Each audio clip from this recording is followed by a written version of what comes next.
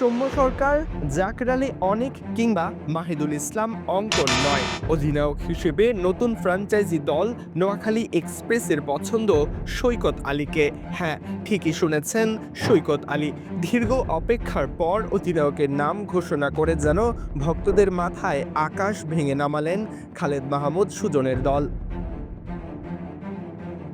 Bangladesh cricket board এক বিরাট নাট্যমঞ্চ, আর BPL হলো সেই নাট্যমঞ্চের সবচেয়ে দূরদর্শী নাটক। এ নাটকের যেন শেষ নেই, দিন যায়, সময় বদলায়, তবে একটি জিনিস রয়ে যায়, তা হলো বিতর্ক আর কলঙ্ক। এই যেমন আজ সারাদিনে বিপিএলকে একাই মঞ্চমুগ্ধ করে রেখেছে এক ফ্র্যাঞ্চাইজি দল নোয়াখালী এক্সপ্রেস। সকালেই দলটির কোচ খালেদ মাহমুদ সুজন রাগ করে ট্রেনিং গ্রাউন্ড ছেড়ে চলে গিয়েছিলেন, আবার বিকেলেই দেখা গেছে হাসিমুখে খেলোয়াড়দের হাতে 25% পেমেন্ট বুঝিয়ে দিলেন। মধ্যে দিয়ে বিপিএল হারালো তার সম্মান, প্রাপ্য মর্যাদা।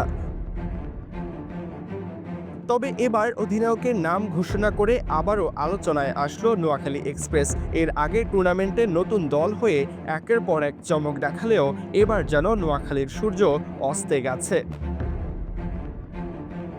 কথা ছিল জাতীয় দলের তারকা ওপেনার সৌম্য সরকার হবেন নোয়াখালীর দলপতি, তবে জানা গেছে সন্তান সম্ভবা স্ত্রীর পাশে থাকতে গিয়ে সৌম্য এখনও অবস্থান করছেন দেশের বাইরে। সে কবে দলের সাথে যোগ দিবেন তাও নিশ্চিত নয়, আর এজন্যই আপাতত সৈকত আলীর উপর ভরসা করতে হচ্ছে নোয়াখালীর ফ্র্যাঞ্চাইজিকে।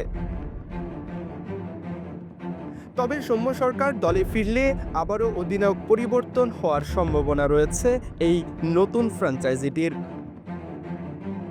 সরাজয়ন, ডি স্পোর্টস।